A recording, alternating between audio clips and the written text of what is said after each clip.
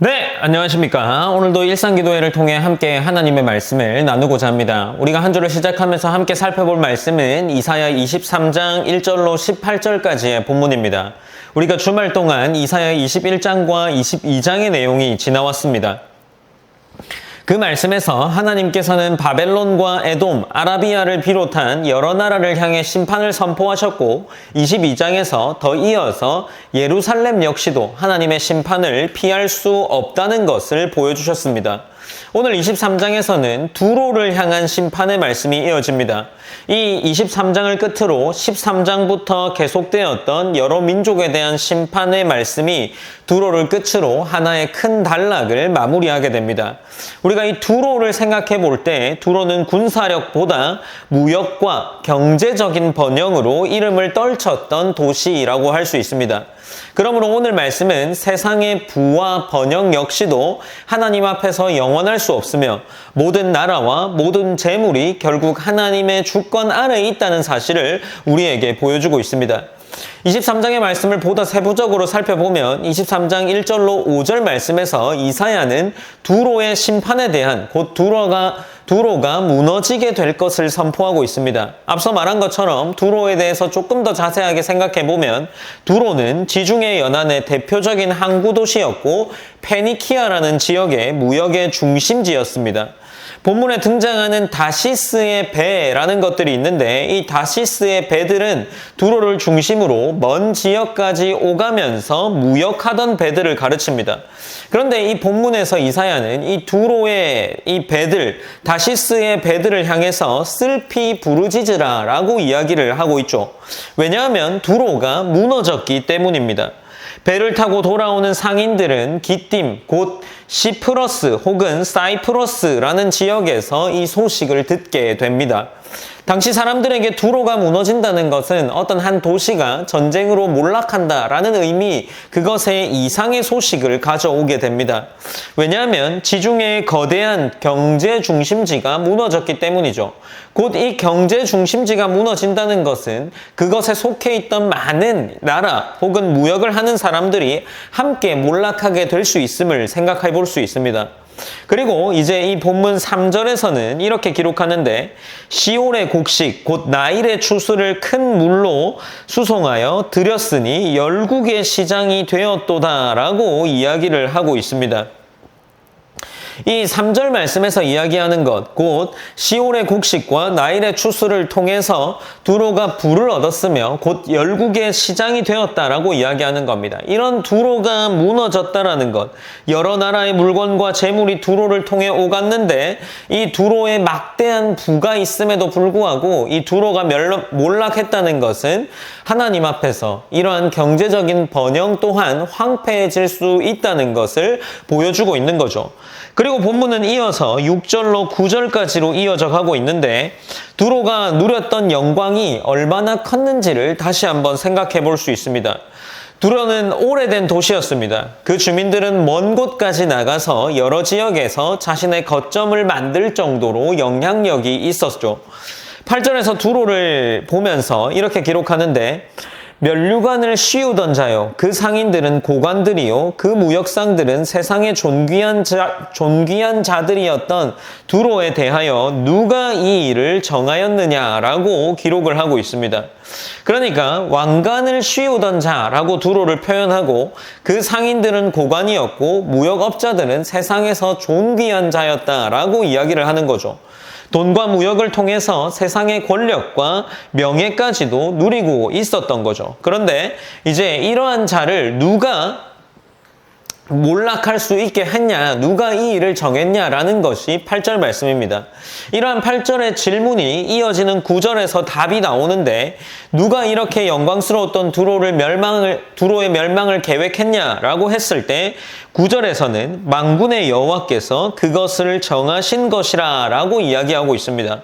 그리고 이어지는 말씀에서는 이렇게 기록하는데 모든 누리던 영화를 욕되게 하시며 세상의 모든 교만하던 자가 멸시를 받게 하려 하심이라 라고 기록을 하고 있습니다. 결국 두로의 문제는 부유하다. 그들이 부를 가지고서 이 부를 누렸다라는 이러한 그 자체가 아닙니다. 하나님께서 이 두로에게 허락하신 풍요를 자신의 능력으로 삼고 결국 자신을 높이던 교만 때문에 몰락하게 되었다라는 거죠. 이제 본문은 10절로 14절 말씀까지 이어지면서 두로의 몰락으로 인해서 이 두로를 중심으로 한 주변 지역까지도 이 무역 질서가 흔들리는 모습이 기록되고 있습니다. 하나님께서는 바다 위에 손을 펴셔서 나라를 흔드시고 견고한 성읍을 무너뜨리십니다. 두로와 깊은 관계를 맺고 있던 시돈이라는 지역 역시도 더 이상 기뻐할 수 없게 되죠. 그들이 다른 곳으로 피한다고 해서 평안을 얻게 될 수도 없습니다. 그리고 13절 말씀에서 갈대아 사람의 땅을 보라. 그 백성이 없어졌나니 곧 아수르 사람이 그곳을 들짐승이 사는 곳이 되게 하였으니 그들이 망대를 세우고 궁전을 헐어 황무하게 하였느니라 라고 기록을 하고 있습니다. 그러니까 이 13절 말씀에서도 갈대아 사람 곧 바벨론까지 언급되면서 당시 강대국들이 일어나고 무너지는 역사가 하나님 손 안에 있다는 것을 다시 한번 이야기하고 있습니다. 두로는 바다와 무역로를 장악하여서 자신들의 번영을 지킬 수 있다고 생각했지만 하나님께서 손을 펴시면 그들이 의지하던 바다도 그들이 의지하던 성읍도 무역망도 지켜줄 수 없었습니다. 그리고 15절에서 17절 말씀에서 하나님의 말씀이 이사야에게 통해서 조금 더 전해지는데 두로가 완전히 사라지는 것이 아니라 70년이 지난 후에 다시 회복될 것을 이야기하십니다. 본문은 그 모습을 잊힌 기생이 다시 노래를 부르며 사람들의 관심을 얻으려 하는 모습에 비유하고 있습니다. 두로는 다시 여러 나라와 거래하면서 이전과 같은 상업 활동을 시작하게 됩니다. 그러나 여기서 중요한 것은 두로의 회복 자체보다 18절에서 나타나는 변화입니다. 18절에서는 뜻밖의 말씀이 등장하는데 본문 18절에서 그 무역한 것과 이익을 거룩히 여호와께 돌리고 간직하거나 쌓아두지 아니하리니 그 무역한 것이 여호와 앞에 사는 자가 배불리 먹을 양식 잘 입을 옷감이 되리라 라고 기록을 하고 있는 거죠. 이전까지 두로에게 재물은 어떤 것이었습니까? 자신의 부와 명예를 드러내는 수단이었습니다. 그러나 하나님께서는 그들의 재물조차 이제 결국은 하나님께 속하게 될 것을 말씀하고 계신 거죠. 두로가 얻게 되는 이익이 여호와 앞에서 거하는 자들이 먹고 배부르며 잘 입는 데 사용하게 될 것을 이야기합니다. 이것은 두로의 모든 상업 활동이 곧바로 거룩해진다라는 의미라기보다 하나님께서 세상의 부와 재물을 하나님의 뜻에 따라 하나님의 계획에 따라 사용하실 수 있음을 보여주는 거죠. 사람이 재물을 자신의 영광을 위해 쌓을 때에 그것은 교만의 도구가 되지만 하나님께서 다스릴 때는 그것이 하나님을 섬기는 도구가 될 수 있다라는 겁니다. 오늘 본문은 우리에게 이러한 생각들을 하게 하겠죠. 부와 명예, 이 부를 가지고서 자신의 영광과 이 자신의 안위를 지키려 했지만 결국에 이 부로서도 지킬 수 없다는 것을 보여줍니다. 그것이 영원할 것이라고 생각했던 두로 사람들에게 그것은 영원한 것이 아니었고 한순간에 하나님이 무너뜨릴 수 있는 것이었습니다. 재물이나 성공 자체가 악한 것은 아니지만 이 재물이나 성공이 하나님을 잊게 할 만큼 하나님보다 더 뛰어난 것이라고 생각하게 할 만큼 우리를 교만하게 한다면 그것이 우리에게는 두로와 같이 심판의 대상이 될 수 있게 하는 이유가 된다라는 겁니다. 그리고 18절에서 다시 한번 우리에게 던지는 것은 이 재물의 주인이 누구이며 나의 주인이 누구인지를 생각하게 합니다. 하나님께서 맡기신 재물과 능력과 자리는 나의 영광을 쌓기 위한 것이 아니라 앞서 말한 것처럼 하나님이 계획하신 도구로서 우리를 하나님이 합한 자로서 맞게 사용하시기 위한 수단이 될 수 있다는 것을 기억해야 합니다. 우리가 하나님께 조종당해야 한다라는 의미가 아니라 그것에 우리의 기쁨의 일이 하나님의 일이 되어야 되고 하나님께서 우리에게 요구하시는 몇 가지의 사명들 혹 내가 결단한 것들이 있다면 그것이 하나님께 영광되는 일이어야 함을 생각하게 하는 겁니다.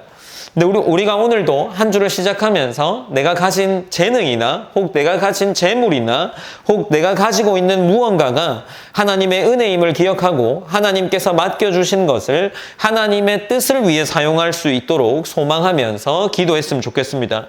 우리가 오늘 한 주를 시작하면서 기도의 제목들로 함께 기도할 때 세상의 재물과 성공을 우리의 안전과 자랑으로 삼지 않고 모든 것을 주관하시는 하나님만을 의지하면서 겸손히 살아가는 살아가는 성도가 되기를 기도했으면 좋겠습니다.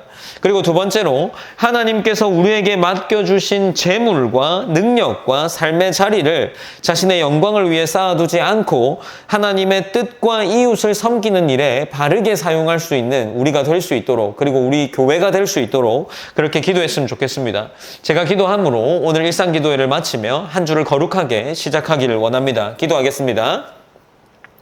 사랑의 하나님 감사합니다. 하나님 우리에게 또 구별데이 또 이 시간을 하나님께 기도하는 시간으로 올려드립니다. 하나님 우리에게 오늘 들려준 말씀은 이사야의 말씀으로서 두로의 심판에 대한 것입니다. 하나님 우리가 가진 재능이나 혹 우리가 가지고 있는 여러 가지의 소유가 하나님을 방해하는 것이 아니라 하나님을 오히려 높일 수 있고 하나님께 영광 돌릴 수 있는 그런 수단이 될 수 있도록 하나님이 인도하여 주시옵소서.